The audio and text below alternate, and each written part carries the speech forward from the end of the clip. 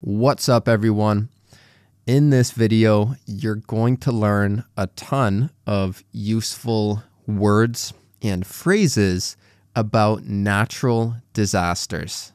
The way you're going to learn them is through a true story about a girl who predicted a natural disaster back in 2004. It's a really amazing story. I think you'll really like it. And then after that, we'll talk about Typhoon Yagi, which was one of the biggest storms in Southeast Asia in 2024. So you'll learn a lot of useful and interesting vocabulary from that story. And also, you can get all of the vocabulary words plus the entire transcript for this podcast by clicking the link below. But make sure you listen to the podcast first. And then when you're finished, just click the link below, put in your name, your email, and your English learning goal. And then I will send the free PDF straight to your email. All right, so let's get started with the first story. This story begins on December 26, 2004. It was the day after Christmas, and there was a 10-year-old girl named Tilly Smith, and she was on vacation with her parents, Penny and Colin Smith, along with her sister, Holly Smith. They're on vacation in Thailand at a place called Mai Khao Beach. And this beach is beautiful, right? The sun is shining, the sand is white, and the beach is a nice turquoise blue. Everything looks really nice on that day.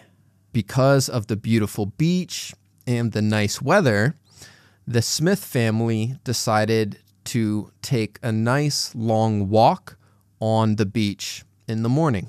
But as they were walking along the beach, Tilly looked at the ocean and she noticed that something was different about the ocean. When she looked at the water, it looked really frothy, like really bubbly. Do you know when you wash dishes and you have all the bubbles from washing the dishes and the soap? That's how the ocean looked. There were all these bubbles in the water. Not only that, but the water was not as calm as they thought it would be.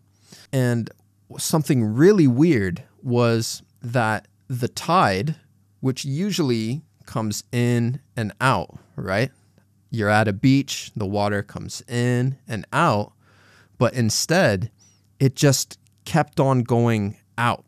Like it wasn't coming in. The water had moved out really far, so far that you could actually see a lot of the sand that you usually would not be able to see. So imagine you're walking along the beach and then you realize the water just isn't there anymore. It moved way far back.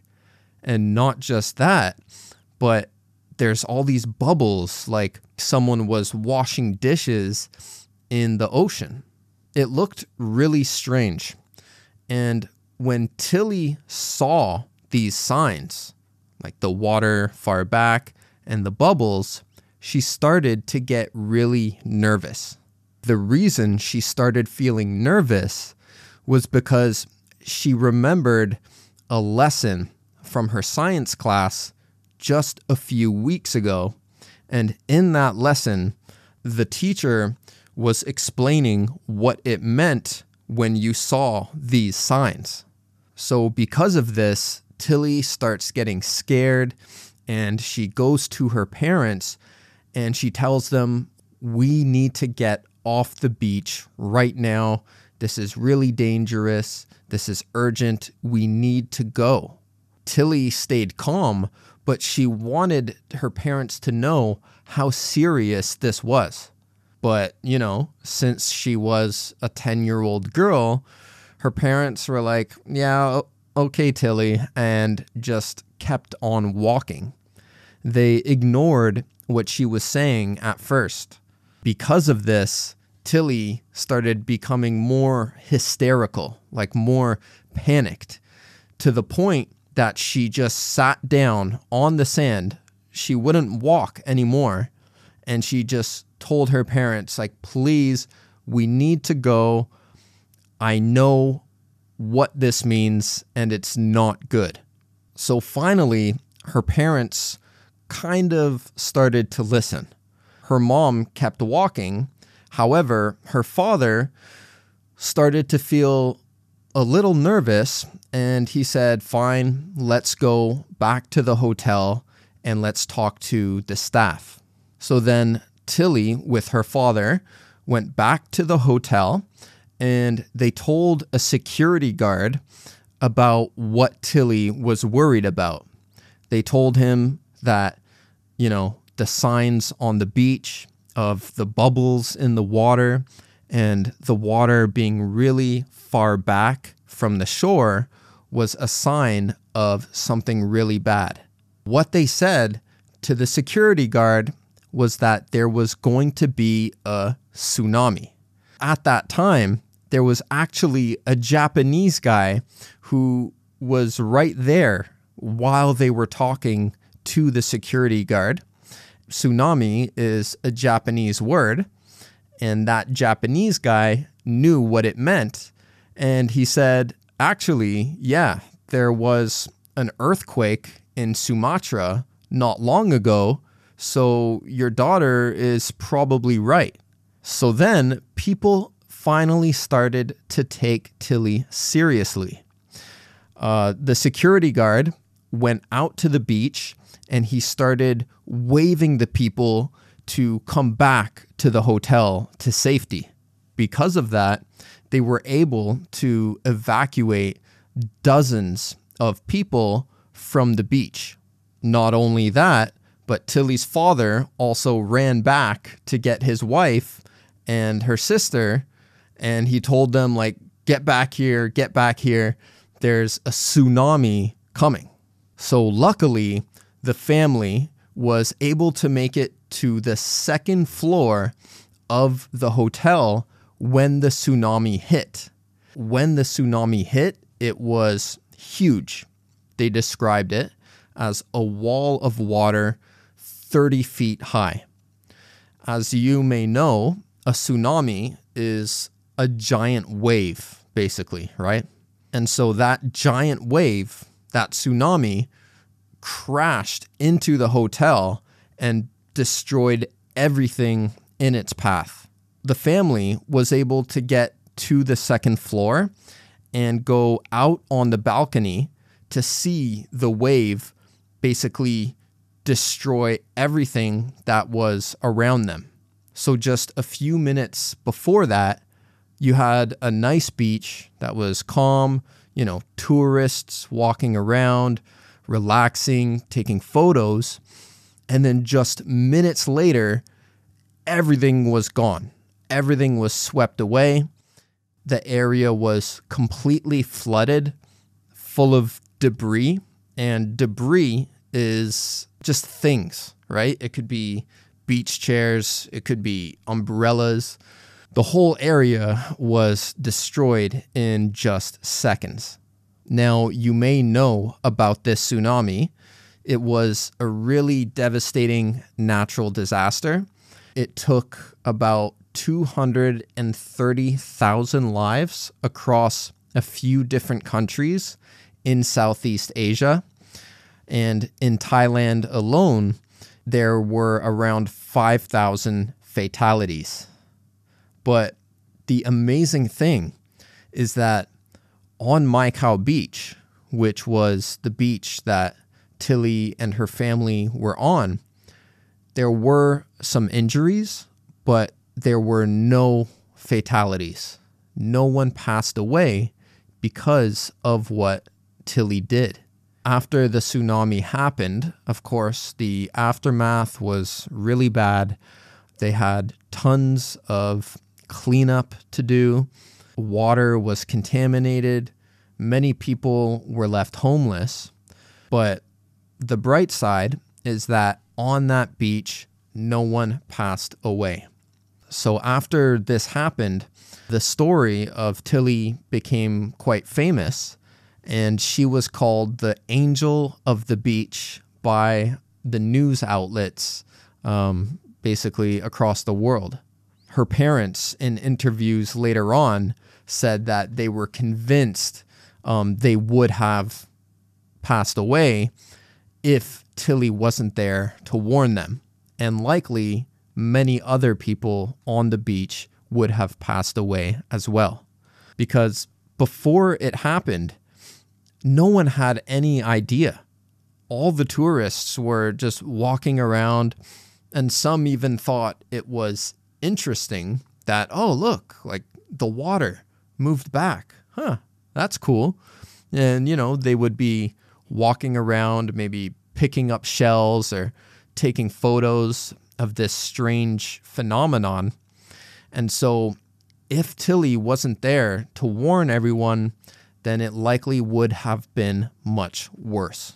Since this event, many countries have installed more systems to be able to detect when a tsunami is coming, and hopefully that will help prevent devastating natural disasters like this in the future. By the way, guys, if you can understand a lot of this podcast, but you find it difficult to start speaking English, then check out my Complete American English Pronunciation course. In this course, you won't just learn all 44 IPA sounds, but you'll also learn difficult sounds like S endings, ED endings, and linking words with clear instructions on how to move your mouth and tongue. And trust me, it's not just theory. To help you actually build speaking skills, you'll get hundreds of words and practice sentences that are useful for everyday communication, a special video player designed specifically for pronunciation learning, and this allows you to repeat each section so you can practice as many times as you need. On top of all that, I've also included an extra complete shadowing course that helps you practice until your pronunciation becomes basically a natural reflex. So I highly recommend you check it out, and you can sign up today with this code to get 15% off the course. Okay, now let's talk about Typhoon Yagi. So as many of you may know, Typhoon Yagi was one of the worst storms of 2024. This storm started near an island called Palau on August 31st, 2024. And Palau is around 2,200 kilometers from Vietnam. When this storm started, it was, of course, just a small storm. But as it went over warm ocean water, it started to become more powerful to the point where it became what they call a super typhoon. And at this point, it had winds blowing at around 260 kilometers per hour. And that's really fast. So you may have heard a few different words like typhoon, hurricane, and cyclone. All of these words are essentially the same thing. They're all big spinning storms. But the difference between them is just where they happen. So for example, a typhoon normally happens around Asia, whereas a hurricane happens in around North America, and a cyclone happens near Australia. The only difference is where they are, but they're all the same thing, just big spinning storms that form over warm ocean water. Okay, so back to Typhoon Yagi. After it left Palau, it first hit the Philippines. And in the Philippines, it caused a lot of flooding. And then after it passed the Philippines, it hit China, where it destroyed a ton of buildings because of the really strong winds. And then after that, it started to make its way towards Vietnam. And the day that it hit Vietnam was on September 7th. This storm was crazy because it had the fastest winds ever recorded on land in Vietnam. Now, luckily, before the storm came, Vietnam was able to evacuate a lot of people from the northern coastal areas. Specifically, they evacuated around 50,000 people. And when this storm hit Vietnam, it caused a lot of damage. Not only because of the strong winds, but there was a lot of heavy rain as well. This heavy rain caused a lot of landslides. And as the word sounds, a landslide is when dirt and rocks slides down a hill or a mountain because of the heavy rain. And obviously, this disaster can be very dangerous. There was also a lot of flooding, and there were many power outages in many different areas. A power outage is when you lose electricity. You lose power somewhere. There were also over 100,000 trees that were knocked down from the strong winds. I don't know if you guys live in the north in Vietnam, but I remember going outside after the storm and just seeing trees everywhere. Like the whole street, every street looked completely different because there used to be all these trees there and suddenly they were just gone. To me, it was a really surreal experience to go outside and just see trees literally going across the street. But the great thing is that, many people were able to help to clean it up and to get them out of the way. So apart from the trees, there were also around 280,000 hectares of crops that were damaged. And crops are plants that you can grow to eat, like rice, for example. As I mentioned before, there were a ton of rescue efforts. There were volunteers, local authorities, rescue teams, and the People's Army of Vietnam.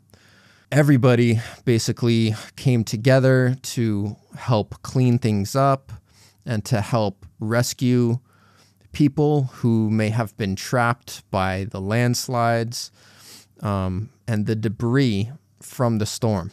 And that's one thing that I think is amazing about Vietnam is the sense of community, right? Like something like this happens and the people get together to help each other. And yeah, I think that's one of the really fantastic things about Vietnam is that sense of community. So as for the aftermath of the storm, it was one of the most expensive storms in Vietnam's history. The damage was around 83 trillion Vietnamese dong, which in US dollars is about 3.45 billion US dollars. Countries also sent aid to help Vietnam. The US sent around $1 million and Australia sent about $2 million. So all these things help, of course. All in all, it was a really devastating storm. And to this day, people in some areas are still rebuilding their homes and the areas that they live in that were destroyed by the storm. Now, as for a personal story for you guys about the storm, I live in Hanoi, so this was definitely the first and the worst storm I've ever experienced. In Canada, we had an ice storm, which was a really bad ice storm. Like there was a lot of snow and there were power outages. Even my house, we lost power and there was ice everywhere. Trees fell down and all that stuff. But I was only 6 years old, so I didn't really care, right? To me, oh, it's a storm. Okay. I can stay inside and, play with my Lego or something like that. But this was the worst storm I've ever experienced. I just stayed in my apartment and kept all the doors shut and just waited for it to end. And I feel really lucky that my whole area, no one around me got hurt or anything. Nothing was damaged too much. But yeah, it was quite a crazy storm. So yeah, guys, normally I like to make the podcast, light and happy. But this topic was, it's about natural disasters. So it's hard to have a happy natural disaster story. But I hope you enjoyed it. I hope you learned a lot of words. Remember that you can download the PDF for free by scanning this QR code or clicking the link below. And also, if you want to practice your speaking skills, then check out my pronunciation course. All right, I hope you enjoyed the video, and I will see you in the next one.